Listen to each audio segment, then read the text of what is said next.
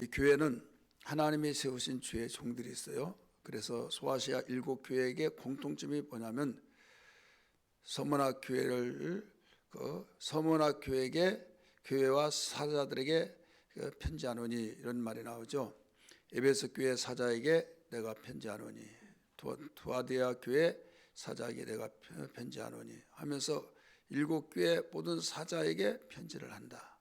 그래서 그 편지를 할 때 칭찬에 대해서 가르쳐 줬고, 또 책망이 있으면 책망에 대해서 가르쳐 주면서 바로 세워져 나서 건강한 교회가 되기 위해서 강구하고 가르쳐 준 주님의 말씀이 나오죠.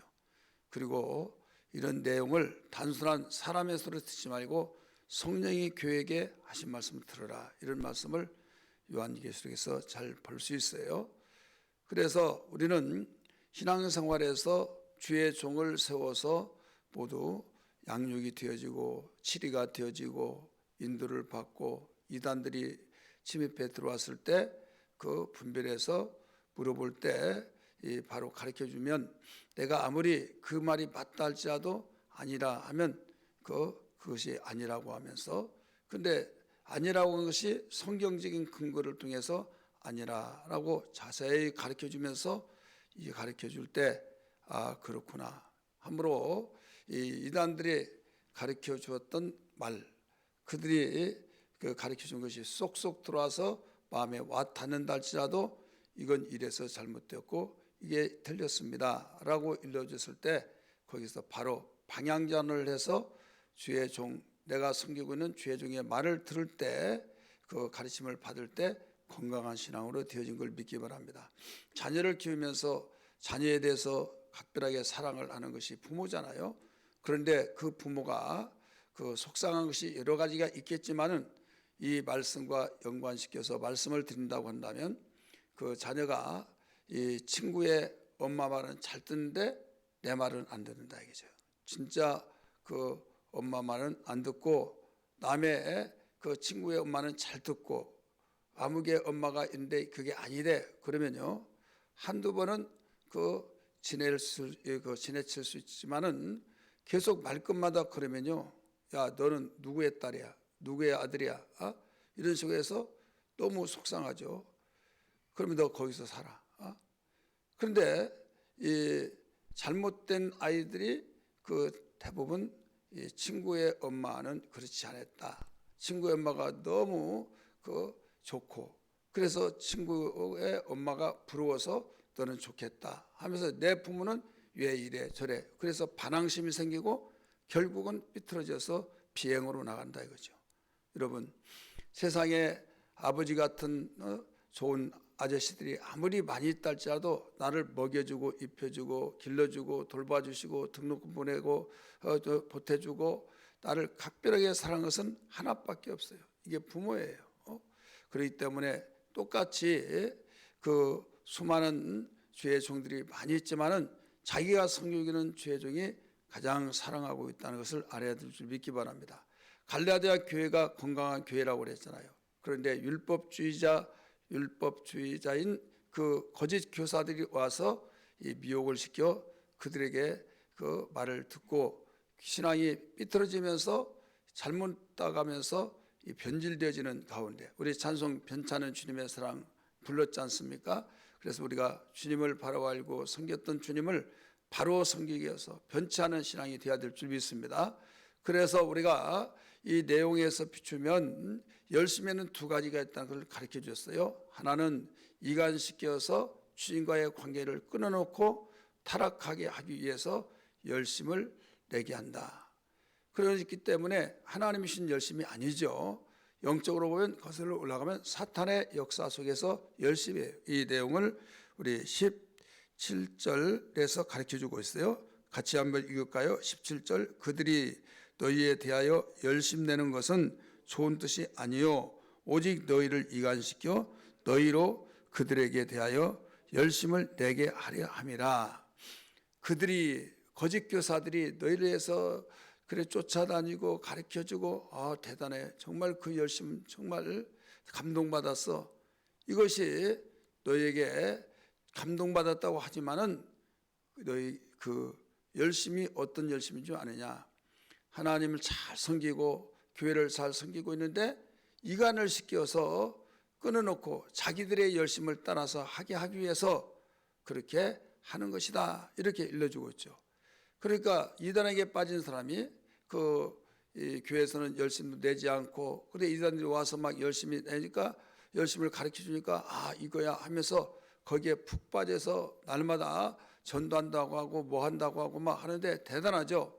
그러다가 보니까 그들이 자기를 향해서 열심히 내줬던 것, 자기가 거기에 감동받아서 자기도 그 따라서 그렇게 열심을 내고, 그러기 위해서 열심을 내는 것이기 때문에 그 열심은 낼수록 더 손해고 낼수록 바로 이 파장을 일으켜서 자기뿐만 아니라 누룩이 되어서 망하게 한다 이거죠. 도적이 온 것은 뭡니까?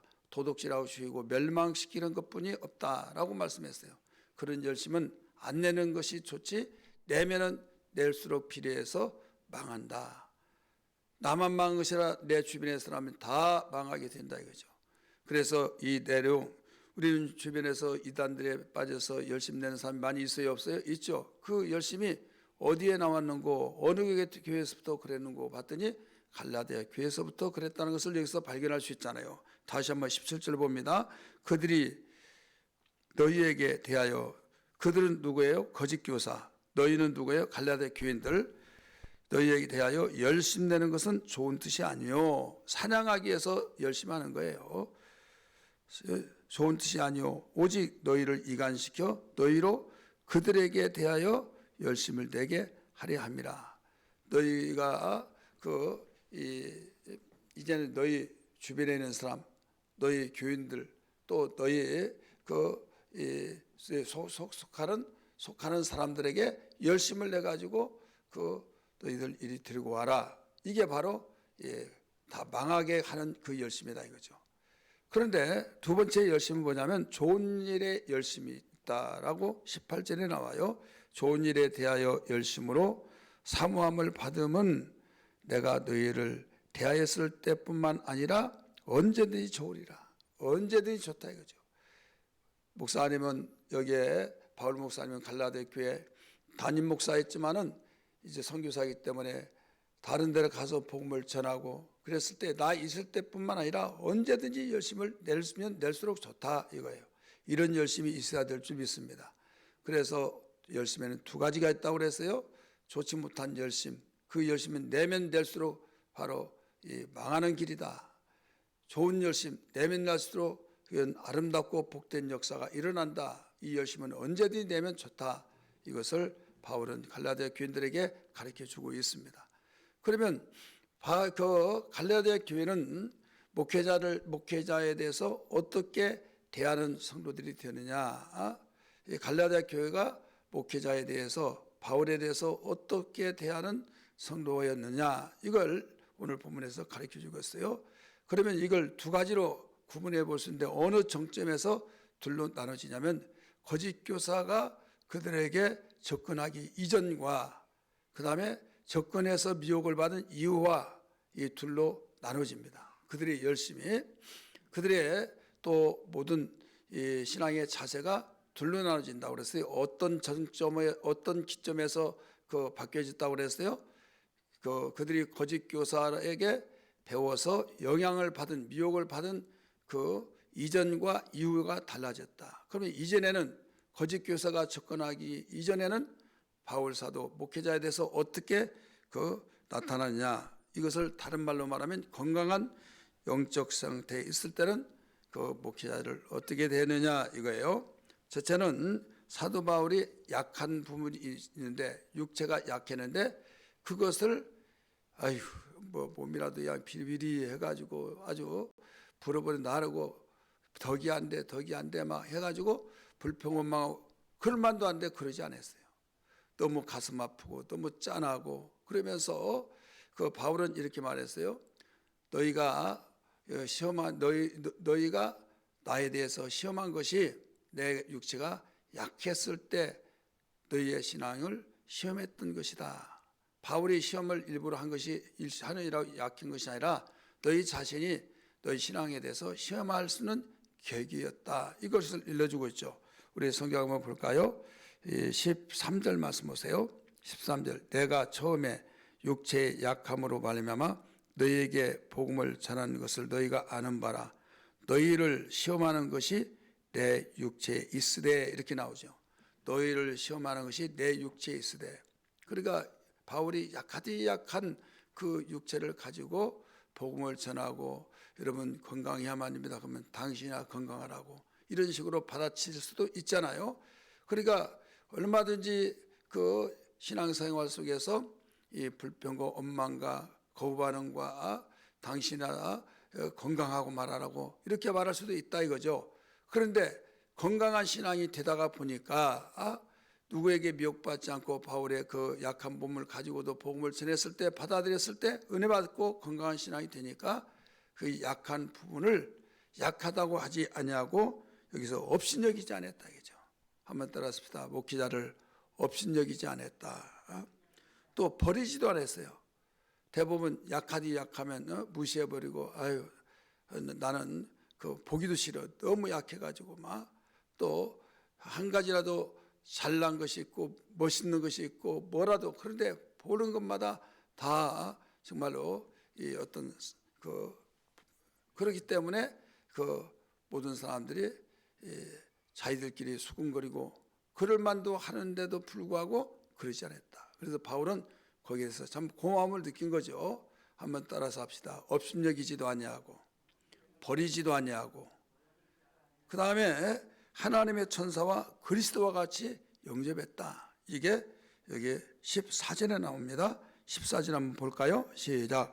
너희를 시험하는 것이 내 육체에 있으되 이것을 너희가 업신여기지 아니하며 버리지도 아니하고 오직 나를 하나님의 천사와 같이 또는 그리스도와 같이 영접하였도다. 이게 바로 건강한 신앙이었어요. 거짓 교사들에게 미혹을 받기 이전에 그 목회자를 대하는 갈라디아 교회 성도들이었다 이거죠. 그 다음에 네 번째는 할 수만 있으면 눈이라도 빼어서 그 주고 싶은 그런 심정을 가지고 너희가 나를 대했다. 이렇게 가르쳐 줬어요. 여기에 15절 맨 끝에 부분 보세요. 가운데부터 볼까요? 너희가 할 수만 있었더라면 너희의 눈이라도 빼어 나에게 주었으리라. 그러니까 약하디 약하고 바울이 눈이 안 좋았던 모양이에요. 그러니까 오늘날로 말하면 주님 너무 가슴 아픕니다. 할 수만 있으면 눈이라도 빼어주고 싶으면 좋겠습니다. 이런 심정. 가슴이 너무 짠하고 아프니까. 그런데 문제는 뭐냐면 이 거짓 교사로부터 그 접근하고 가까이 하더니 영향을 받아가지고 그때 신앙이 이제는 이 병든 신앙이 되어버렸다 이거죠. 그래서 목회자를 어떻게 되느냐? 원수같이 되었다 이거죠. 원수같이. 우리 한번 여기 16절 한번 볼까요? 16절 시작. 그런즉 내가 너희에게 참된 말을 함으로 원수가 되었느냐? 원수가 되느냐? 이게 퀘션이에요. 물어보고 있는 거예요. 내가 진리를 말하고 복음을 말했음에도 불구하고 나를 원수같이 내가 나와 너희 사이에 너희가 나를 원수로 대하고 있느냐? 이거예요. 그래서 그 복이 계속 하나님이 질서의 하나님이기 때문에 하나님이 복의 근원이시잖아요. 그리고 아브라함의 자손은 모두 복을 받는데 아브라함에게 주신 복을 받아요. 이게 축복의 통로 흘러가는 거예요. 유대인들은 혈통으로서 아브라함의 자손이라고 하지만은 이방인들은 그건 뭐냐? 하나님께서는 아브라함의 자손은 예수 믿는 모든 자가 아브라함의 자손이라 이렇게 가르쳐 주셨어요. 그래서 창세기 12장 3절의 말씀 보면 거기에 뭐라고 나오냐면 거기에 아브라함 너를 축복한 자는 내가 복을 주고 너를 저주한 자는 너를 저주하겠다 이렇게 가르쳐 줬죠. 그래서 여기에서 너라고 하는 것을 구속사적인 측면에서 보면 예수를 저주한 자는 저주를 받고 예수를 축복하면 축복을 받는다 이거죠. 그러면 우리는 모두 믿음의 사람들을 축복하면 축복을 받고 믿음의 사람을 저주하면 저주를 받는 거예요. 한번 따라합시다. 믿음의 사람을 축복하면 복을 받고 그러니까 믿는 사람이든 아니든지 간에 믿음 생활 잘하고 하나님의 뜻대로 사는 사람을 세상 말로 막 갈군다, 찍고 받고 그 입으로 정죄를 하고 난도질을 하고 이게 저주하는 거잖아요. 그러면 그 사람은 하나님께서 저주하는 거고 저주를 하겠다고 말씀하셨고, 또 축복을 그 사람 참 존경스럽다, 너무 대단해, 정말 그분 참 없어서는 안 되고 참 우리에게 유익하다 하면서 축복을 했어요. 축복을 했으면 그에게 복을 주신다는 거죠. 그래서 예수 잘 믿는 사람들을, 예수 믿는 사람을 절대로 저주하면 자기 신상에 좋지 않다, 이것을 가르쳐 주었어요. 그래서 바울은 말하기를 그렇게 업신여기지도 아니하고 짓밟아 버리지도 아니하고 또 그 하나님의 천사와 같이 또는 그리스도와 같이 영접을 하고 할 수만 있으면 눈이라도 빼어줄 정도로 건강한 신앙일 때는 그렇게 목회자를 바라봤는데, 거짓 교사들의 영향을 받고 건강치 못한 신앙으로 원수가 되어버렸다. 그래서 말하기를 뭐라고 했는가 하면 너희의 복이 지금 어디 있느냐, 15절에 그렇게 가르쳐주고 있잖아요. 15절 같이 읽습니다. 상반절입니다. 시작. 너희의 복이 지금 어디 있느냐. 아멘. 어디 있느냐 물어보고 있는 거예요. 너희가 그렇게 건강했을 때는, 너희가 나를 짓밟지 않고 업신여기지 않고 하나님의 천사와 같이 그리스도가 영접하고 그렇게 눈이라도 빼어서 줄 정도로 그랬던 사람이 너희가 어떻게 그렇게 되느냐 이거죠. 열심을 냈던 그들이 너희들을 사랑하기 위해서 열심 냈고, 그런 하나님께로부터 나온 열심, 좋은 열심이 아닌 그걸 받았기 때문에 결국 너희의 복이 차단됐다 이거예요. 복이 차단됐다. 전에는 복의 역사가 있다는 거죠. 근데 지금은 너희의 복이 지금 어디 있느냐? 복이 끝났다는 거죠. 왜? 이 복의 축복의 통로를 타고 계속 나오는데 차단돼 버리면 밑에 나와야 하나요? 그 아래는 안 나옵니다. 그렇기 때문에 우리는 축복의 통로가 차단되지 않기를 주의 이름으로 축원합니다. 그러기 위해서는 항상 이 주의 종과의 관계를 잘 맺고 또 기도를 많이 해주시고 또 주의 종의 입술을 통해서 증거되는 말씀이 은혜를 받아야만 됩니다. 은혜를 받지 못하면 일단 밥 안 먹으면 신경질 나죠. 배고프죠. 짜증이 나죠. 그런 것처럼 영적으로 말씀이 들려오지 않으면 여러분 아무리 교회에 앉았다 할지라도 내 자신 나만이 할 수 있는, 교회 출석해지니까 누가 결석하지 않았으니까 빠지지 않고 하면 믿음 좋다 하지만은 내 신앙은 그 말에 우리가 미혹받지 말고 내가 하나님 말씀이 들려오고 아멘이 되어지고 정말 감사하면서 주의 뜻대로 살려고 결단하며 몸부림치고 사모하고 이런 마음이 있을 때는 건강한 신앙으로서 축복의 통로가 계속 이어져 나와서 지금 복을 받고 있는 겁니다. 믿으시길 바랍니다. 그러나 오늘날 순간에 내가 말씀도 들려오지 않고 목사님, 그렇게 존경했던 목사님이 그렇지도 않고 그랬을 때는 결국은 그 축복의 통로가 막힌다 이거예요. 그러면 어디에서부터 그것이 막히느냐라는 것을 우리가 잘 알아야죠. 목회자로부터 축복의 통로가 막혔냐, 아니면 목회자는 축복의 통로가 막히지 않았는데 나로부터 막혔냐, 이런 것들을 우리가 잘 분별하면서, 이 목회자도 사람인지라 축복의 통로가 막힐 수가 있겠죠. 그래서 주의 종을 위해서 기도 많이 하면 됩니다. 주의 종을 위해서 기도 많이 하는데 그 주의 종을 위해서 기도하는 것은 기도한 만큼 그것이 결국은 나를 위해서 기도한 것과 똑같습니다. 여러분, 머리는 주님이 교회의 머리라고 그랬어요. 이 몸은 주님의 그 몸으로서, 이 지체는 우리 성도들이라고 그랬어요. 그런데 목회자는 어느 복이냐? 이 목의 복. 목을 통해서, 주의 종의 입술을 통해서 복음이 계속 말씀이 들어가잖아요. 우리 밥을 먹으면 어디를 통해서 들어갑니까? 입을 통해서, 목을 통해서 모두 공급이 돼요. 여기가 막혀버렸다. 그러면 같이 죽는 거예요. 그렇기 때문에 주의 종을 위해서 기도를 많이 해야 하는 것이, 하나님 우리의 목사님 기억하시고 우리 셀레베 때 항상 같이 기도하잖아요. 또 개인적으로도 기도 많이 해주시고, 그래야만 그 기도가 주의 종으로 살고 나도 살고. 그래서 우리에게 너희의 복이 지금 어디 있냐? 여기 있습니다. 샘솟듯이 솟아나고 있습니다. 흘러가고 있습니다. 이대로 계속 흘려져서 모든 복의 열매들이 주렁주렁 맺혀지게 하여 주옵소서. 이런 삶이 되어야 될 줄 믿습니다. 할렐루야. 오늘 이 말씀을 부여잡고 기도하는 아침 되기를 주 이름으로 축복합니다. 할렐루야.